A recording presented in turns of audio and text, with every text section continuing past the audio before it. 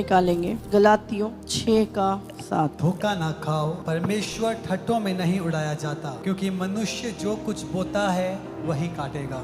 क्योंकि जो अपने शरीर के लिए बोता है वह शरीर के द्वारा विनाश की कटनी काटेगा, और जो आत्मा के लिए बोता है वह आत्मा के द्वारा अनंत जीवन की कटनी काटेगा। हम भले काम करने में हियाव ना छोड़ें, क्योंकि यदि हम ढीले ना हों तो ठीक समय पर कटनी काटेंगे। इसलिए जहाँ तक अवसर मिले हम सब के साथ भलाई करें, विशेष करके विश्वासी भाइयों के साथ। धोखा, ये समय जो है ये धोखे का समय है।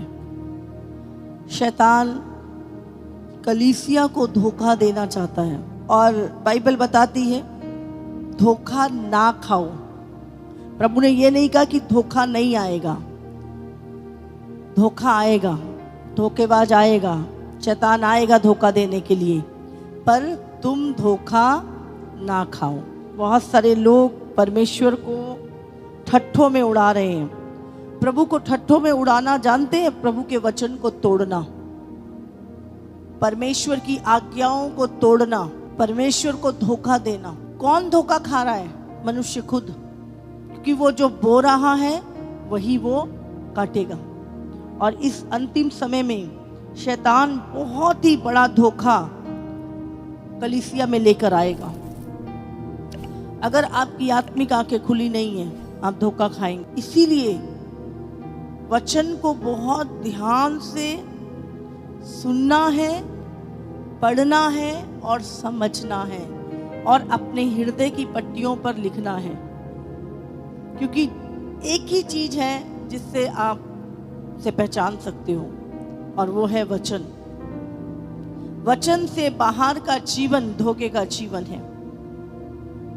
और इस जब यीशु का आगमन होने ही वाला है, उससे पहले शैतान का बहुत बड़ा धोखा हर एक विश्वासी के जीवन में आएगा। हर विश्वासी को शैतान हिलाने की कोशिश करेगा, उसको पाप में डालने की कोशिश करेगा। लेकिन आपको ध्यान रखना, लालच में डालने की, व्यभिचार में डालने की कोशिश करेगा। आप कितने भी आत्मिक क्यों नहीं हो, वो धोखा हर एक के पास आएगा, और इसको लाने वाला दुष्ट शैतान होगा। ये बाइबल में लिखा, बहुतों का प्रेम ठंडा पड़ जाएगा, बहुत लोग गिर जाएंगे। जो कहते ना हम स्थिर हैं, वो भी गिर पड़ेंगे। इसीलिए जो जान देने तक विश्वास योग्य रहेगा। बाइबल कहती है धोखा ना खाओ, परमेश्वर ठट्ठों में नहीं उड़ाया जाता। बोते समय तो हम नहीं देख रहे क्या बो रहे हैं, क्या काम कर रहे हैं, लेकिन जब काटते हैं, जब हमें धोखा मिलता है, जब हमें वो बुराई मिलती है, जब वो काटना पड़ता है, तब बहुत तकलीफ होती है, और हम भूल जाते हैं कि हमने बोया क्या था।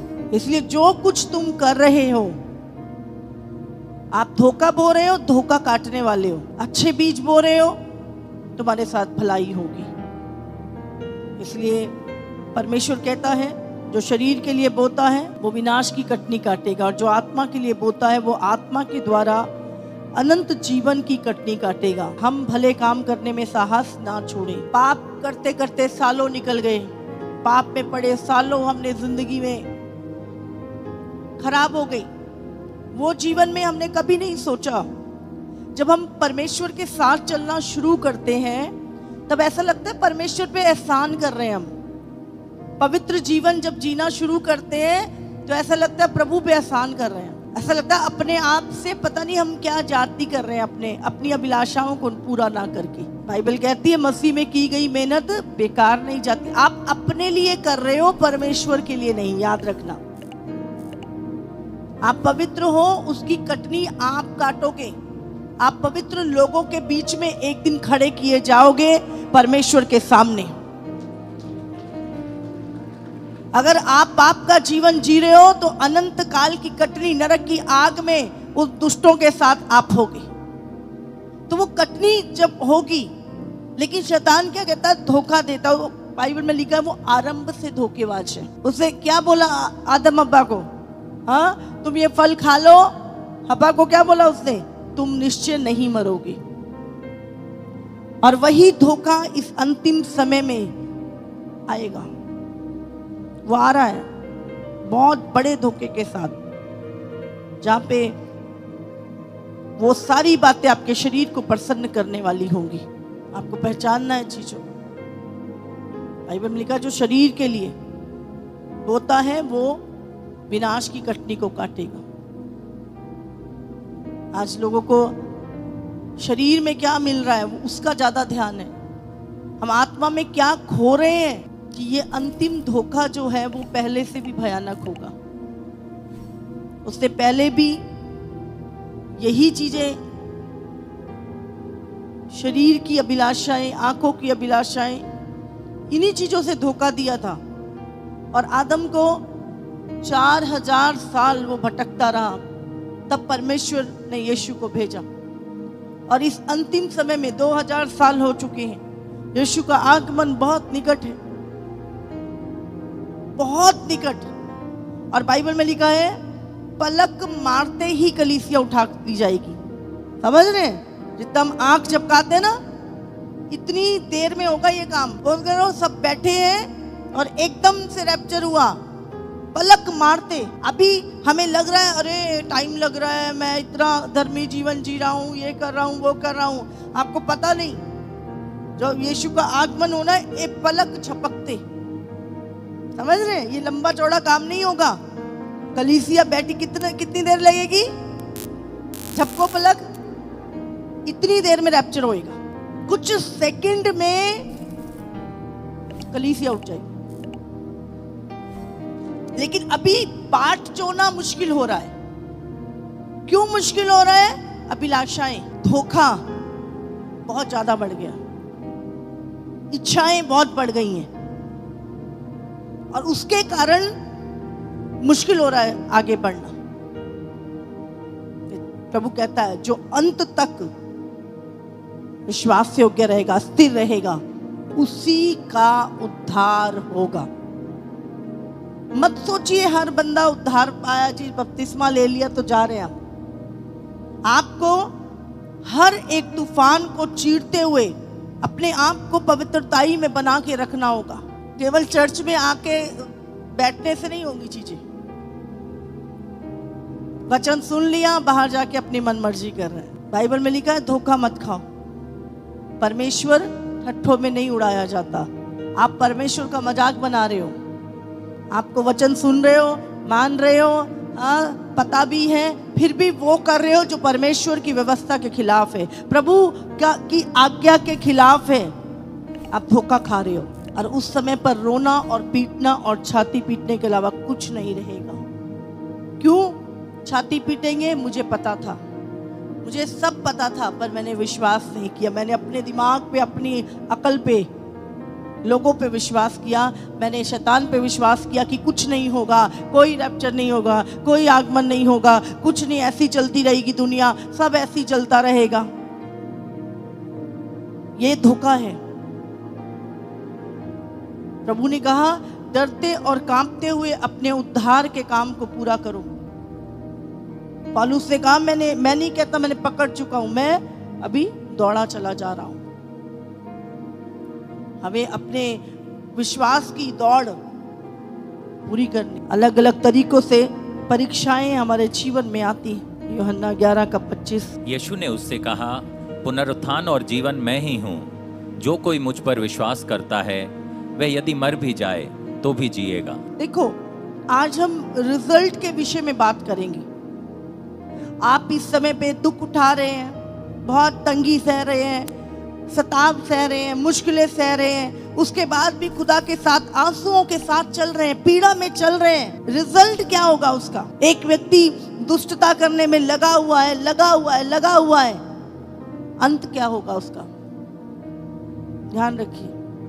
बाइबल में लिखा पुनरुत्थान और जीवन मैं ही हूं, जो कोई मुझ पे विश्वास करता है वो यदि मर भी जाए, मर भी जाए तो भी वो जिएगा, अनंत काल तक के लिए जिएगा। प्रेरित तो 4:2।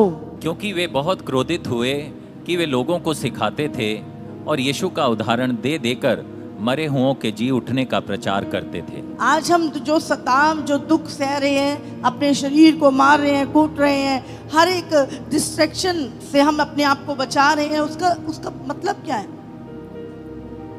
क्यों? उसका एक रिजल्ट है। यहाँ लिखा है, वहां पर जब चेले प्रचार कर रहे थे तो बहुत सारे लोग क्रोधित हुए। वे लोगों को क्या सिखाते थे? वो यीशु का उदाहरण दे देकर मरे हुओं के जी उठने का प्रचार करते थे।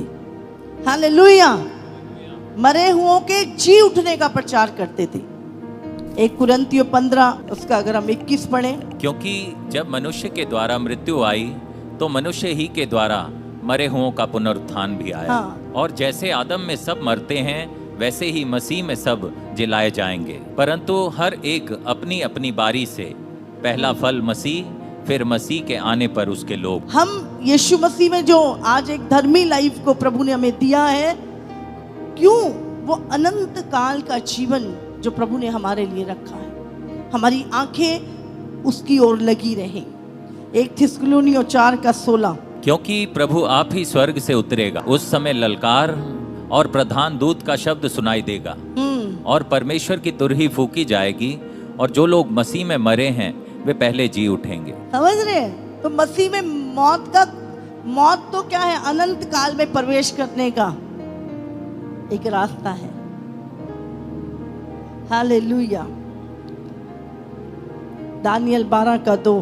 जो भूमि के नीचे सोए रहेंगे उनमें से बहुत से लोग जाग उठेंगे, कितने तो सदा के जीवन के लिए और कितने अपनी नामधराई और सदा तक अत्यंत घिनौना ठहरने के लिए। ये रिजल्ट है एक धर्मी जीवन और एक पापी जीवन का।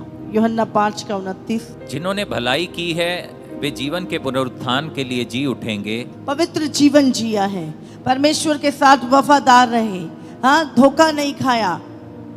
जिन्होंने अपने जीवन को प्रभु के वचन के अनुसार जिया, जिन्होंने भलाई की, वे जीवन के पुनरुत्थान के लिए जी उठेंगे, अनंत काल प्रभु के साथ रहने के लिए। और जिन्होंने बुराई की है वे दंड के पुनरुत्थान के लिए जी उठेंगे। आज आप जो कुछ भी सह रहे हैं प्रभु के लिए, आंसुओं के साथ, आप सताप के साथ, दुख के साथ, पीड़ा के साथ जो भी जीवन जी रहे हैं, बाइबल में लिखा है जिन्होंने भलाई की है वो जीवन के पुनरुत्थान के लिए जी उठेंगे, और जिन्होंने बुराई की है वो दंड के पुनरुत्थान के लिए जी उठेंगे। जी सब उठेंगे, कुछ नरक की आग में जाने के लिए, कुछ सदा के लिए प्रभु के साथ रहने के लिए। वो कामों के अनुसार होगा। हालेलुया! तो आज जो हम मसीह में मेहनत कर रहे हैं वो बेकार नहीं है, उसका एक रिजल्ट है। तब तुम भी उसके साथ महिमा सहित प्रकट किए जाओगे। हालेलुया! हालेलुया! समझ रहे हैं? आज हो सकता है हम इस संसार से चले जाएं, हम सो जाएं, लेकिन जब यीशु मसीह आएगा तो फिर से हम उसके साथ प्रकट होंगे, कभी ना मरने के लिए, कभी ना खत्म होने के लिए, अनंत काल का जीवन। तो यीशु का आगमन नहीं है, यीशु के साथ हमारा भी जी उठना है। तो हम जो मसीह में चल रहे हैं वो केवल संसार की अभिलाषाएं, लालसाएं पूरी करने के लिए या सिर्फ यीशु से कुछ मांगने के लिए नहीं। हमारी जो दौड़ अनंत काल का जीवन। आज इस देह में बहुत दुख है, बीमारी, तकलीफ, सताव, इमोशन, आंसू, पीड़ा, हाँ, कितनी सारी चीजें आज इस देह में है कि नहीं? थकावट भी होती है, भूख लगती है, इसे प्यास लगती है, पता नहीं क्या क्या है शरीर में होता है। लेकिन प्रभु क्या कह रहा है? वो हमारी ये दीनहीन देह का रूप बदलकर अपनी महिमा की देह के अनुकूल बना देगा। जैसा यीशु मसीह समय स्वर्ग में है वैसा ही वो तुम्हें महिमा की देह देगा, जिसमें कोई बीमारी नहीं, कोई दुख नहीं, कोई पीड़ा नहीं, कुछ नहीं, कोई आंसू नहीं, कोई तकलीफ नहीं। एक ऐसी देह परमेश्वर हमें देगा। अपने अनुकूल। बिल्कुल, परमेश्वर ने, जब बाइबल में लिखा है उसने हमें बनाया था किसके स्वरूप में? बाइबल में लिखा है परमेश्वर ने मनुष्य को अपने स्वरूप और अपनी समानता में बनाया था। आखिरी में प्रभु क्या करेगा? वो हमें, जो मसीह में चल रहे हैं, उनको फिर से अपनी देह के स्वरूप में हमें बना देगा। हालेलुया। वहां पर अकेला यीशु नहीं, सब यीशु जैसे दिखेंगे। आज यीशु मसीह राजाओं का राजा, प्रभुओं का प्रभु, स्वर्ग में उसकी महिमा जो यूहन्ना ने देखी प्रकाशित वाक्य में, 2 धारी तलवार, प्रज्वलित उसका चेहरा, उसके हाथ में 7 तारे, वो राजाओं का रूप, वो महिमा, वो मैं रूप जो यूहन्ना ने देखा। आप समझ रहे हैं? वो रूप तुम्हारा भी होगा। हालेलुया। उसने लिखा है तुम